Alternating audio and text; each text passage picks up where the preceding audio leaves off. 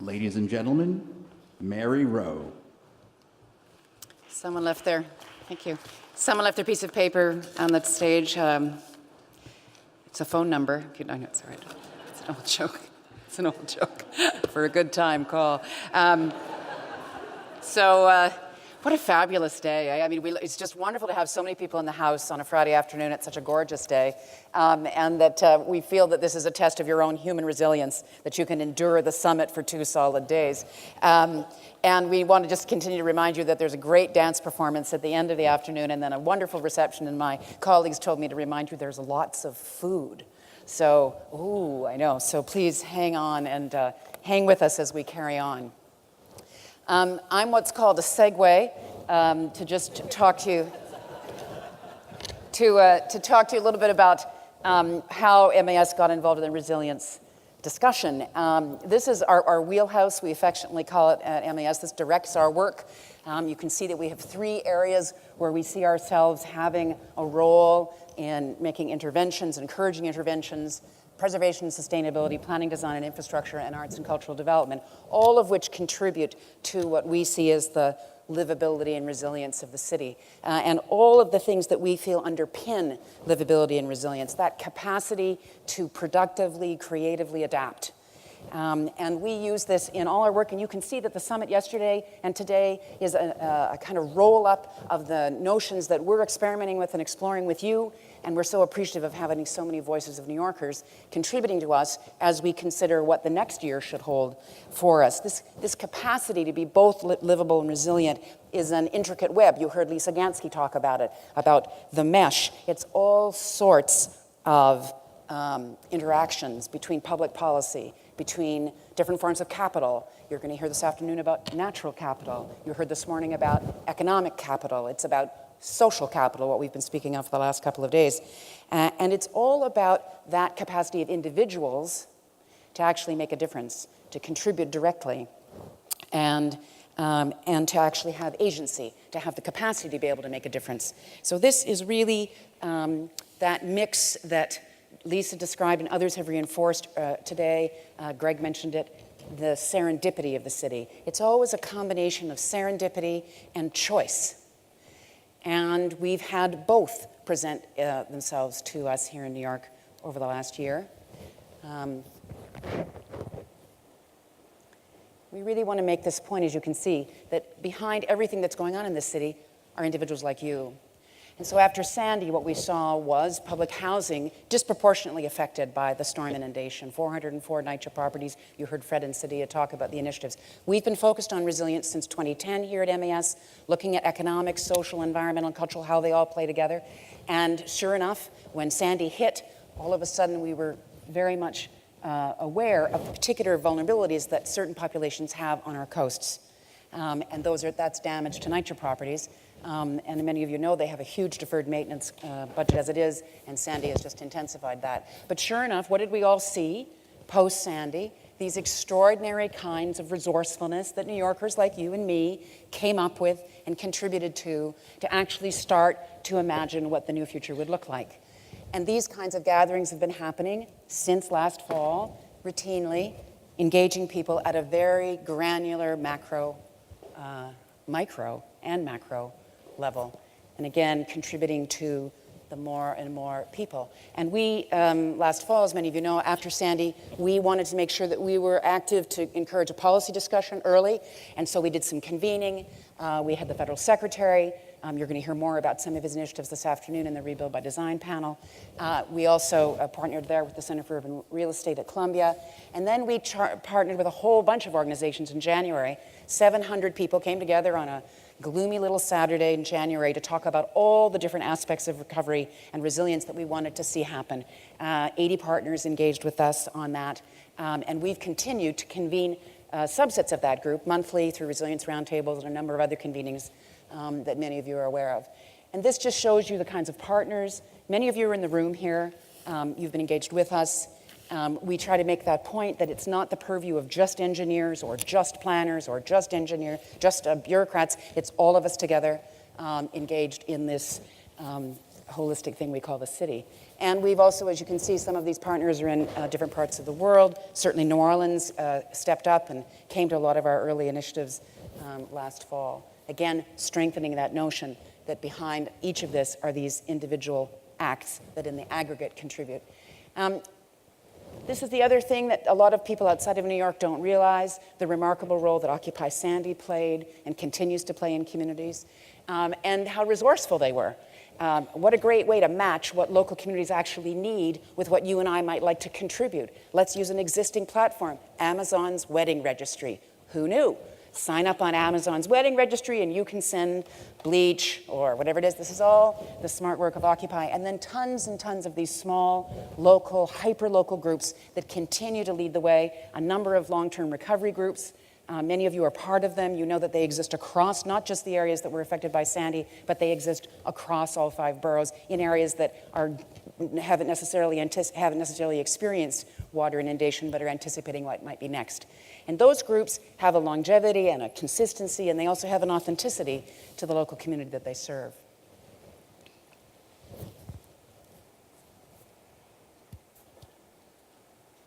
You probably saw outside in the lobby that we tried to convey this notion that all these different initiatives in the aggregate are actually what rebuild the resilience and maintain the resilience of our city. And in addition to that, the public authorities have put together various reports. You heard Dr. Roden speak this morning about the Governor's Commission.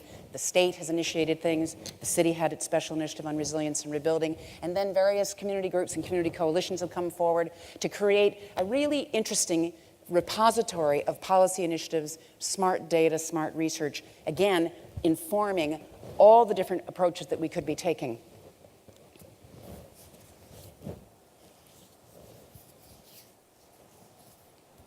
But obviously for us, it has to be both and, as Vin said this morning, livability and resilience are both and. And so this afternoon you're going to hear 2 back-to-back panels where we talk about the natural capital of the city, not just here in New York, but cities around the world. And how do we embrace the nature of a city? And not just nature in a city, but what the nature of the city is. And you're going to be hearing from those folks talking to you about their experience and how that contributes to resilience. And similarly, following that, the Rebuild by Design competition. So the next 2 sessions deal with this, deal with both these aspects. The first one being all the different natural capital interventions, and this one, 10 design teams from around the world recruited through an open competition to contribute the best ideas for building the resilience of New Jersey, New York, and Connecticut post-Sandy. And we're going to have a little sneak peek and talk about their process and what stage they're at the end of the day, and then the dance happens. So it's all about dance. So just on that dance metaphor, I thought of this morning. The brilliant Canadian choreographer James Kadelka did a wonderful resetting of the Nutcracker and in the 90s. And I remember he had a wonderful notation for one of the key scenes. The young boy who's dancing in the center of the dance, and he's entertaining children.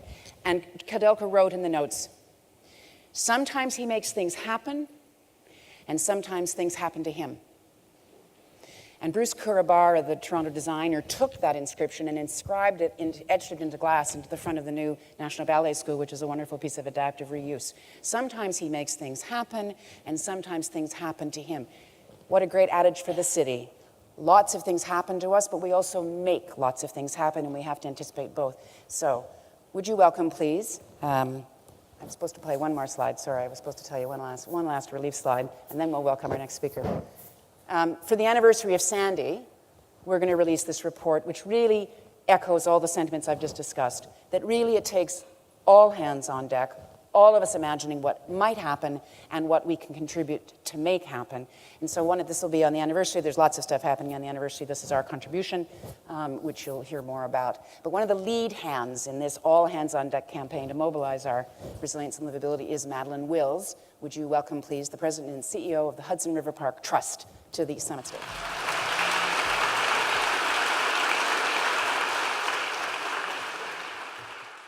Thank you, Mary, and hello to all of you. I hope you're having a wonderful 2 days. It's very exciting to be here. A little bit about what I've been involved in is I had the privilege of working in the Bloomberg administration and spending several years working on only waterfront projects and thinking about soft edges and thinking about what the next generation of waterfront parks would look like. And back in 2011, I went back to the Hudson River Park, which was always a great love of mine. And what happened when I got there, within a couple of months of getting back to the Hudson River Park, we had Tropical Storm Irene. And it was a big awakening for me because we had over 400 feet of bulkhead collapsed on the west side of Manhattan. And it seemed really amazing to me that the Hudson River Park, this city-state partnership, which is deemed to be self-sustaining, was responsible for the edge of the most expensive real estate maybe in the world, the west side of Manhattan. But it was just a little bit of a taste to come because clearly about a year later, we experienced superstorm, from tropical storm to superstorm Sandy, and we got hit pretty hard.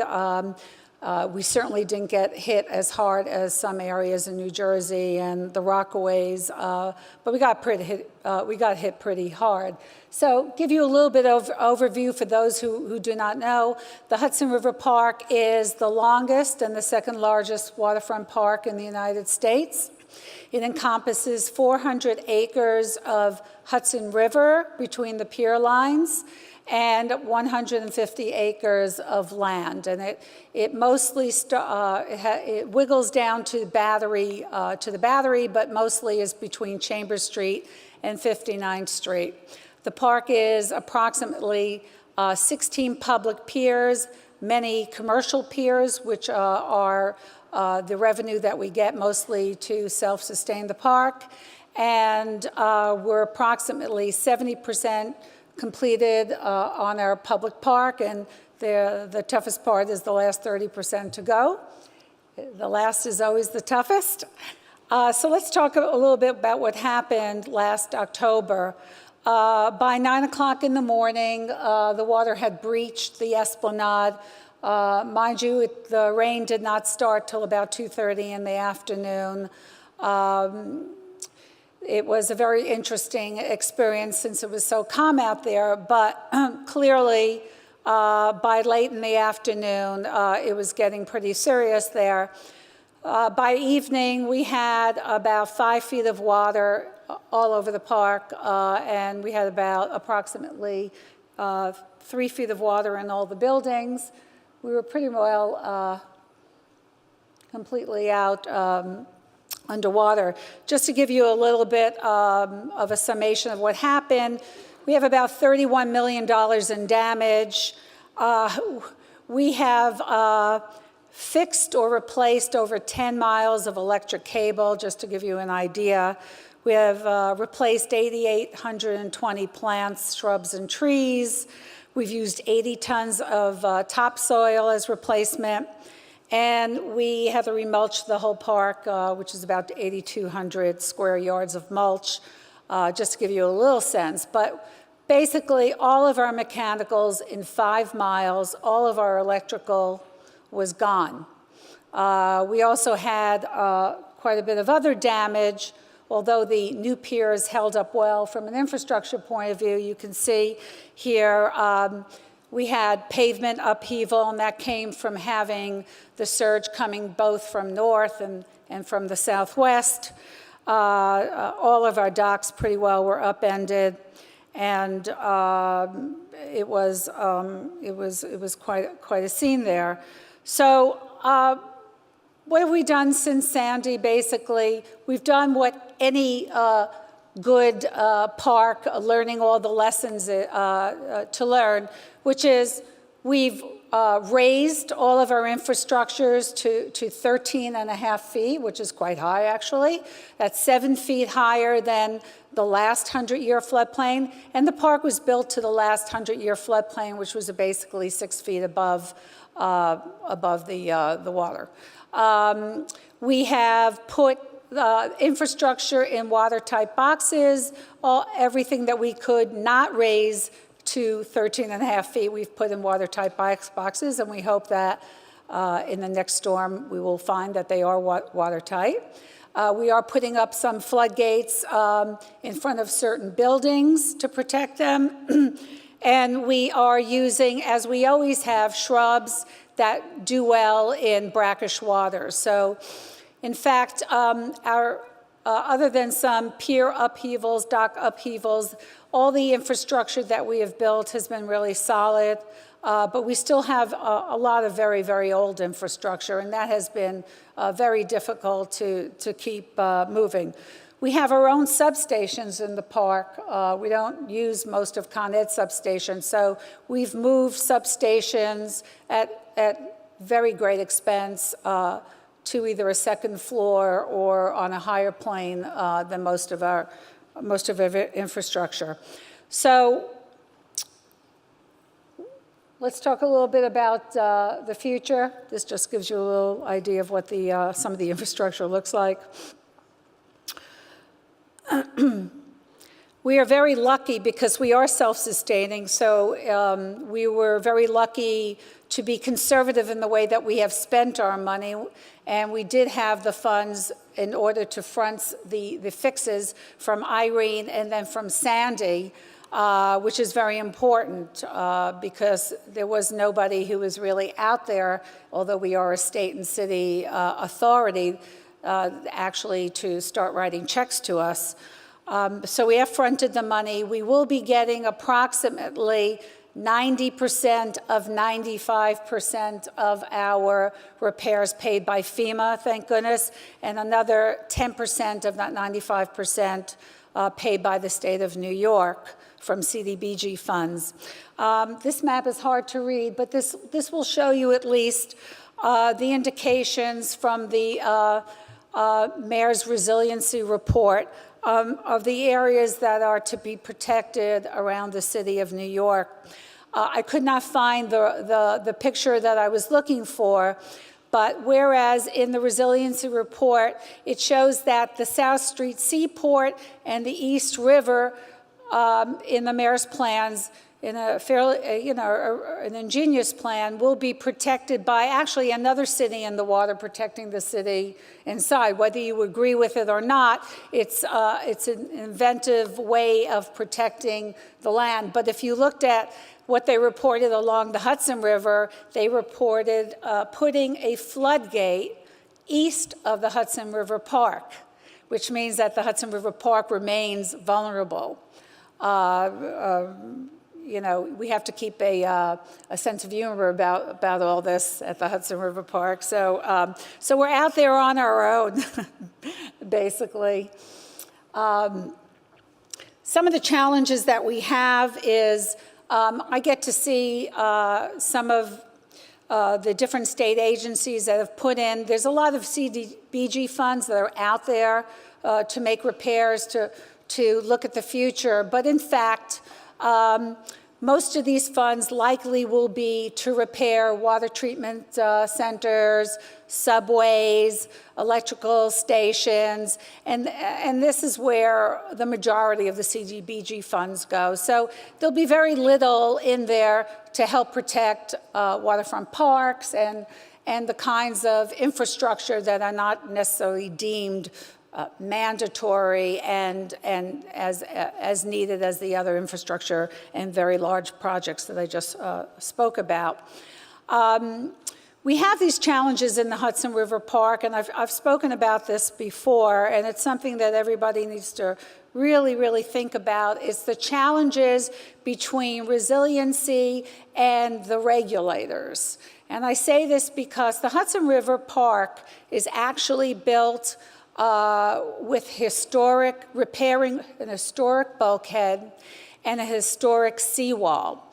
The seawall is being built to the same exact specs and has been built as the 19th century and 17th century or 18th century seawall that was there previous. And what does that mean? The seawall is not tall enough to help protect the Hudson River Park or the west side of Manhattan. But because we are being regulated by SHPO, which is part of state parks, we are mandated to build it to the exact height as centuries before. That is not very helpful as we look at what is needed to keep both the park and the west side protected in the future. Another possibility that we've looked into is putting some wetlands and some soft edges between the piers in order to help the burden of a rainstorm or flooding through rain. This would not actually help us in the situation of Sandy, where you have these surges that are not caused by rain, and the pressure would really not be helped by these additional wetlands. But this is something that is a possibility if you were to think about other types of storms that occur that are not necessarily generated by surge. We are regulated, as you well know, by the Department of Environmental Conservation as well as the Army Corps. Very strict rules and regulations, not only about shading over the Hudson, the water, but how the fish swim, where they swim. I mean, we actually chart out sometimes, are they closer into the pier line? Are they further out in the waters? But this is a big issue when it comes to filling in the Hudson and filling in any body of water to look at protecting. So until we are actually able to come to grips with the regulations that we have to abide by and how those regulations play into the future of resiliency, it makes it more difficult for waterfront parks to really plan for the future. So in summation, what I can say about the Hudson River Park is that people had the good sense 15 years ago to bite the bullet and say we were going to rebuild this park in concrete, and we're going to build it for 50 to 100 years. And because of that, the pier structures can survive a terrible storm like Sandy, and they will survive in the future. Thank you very much.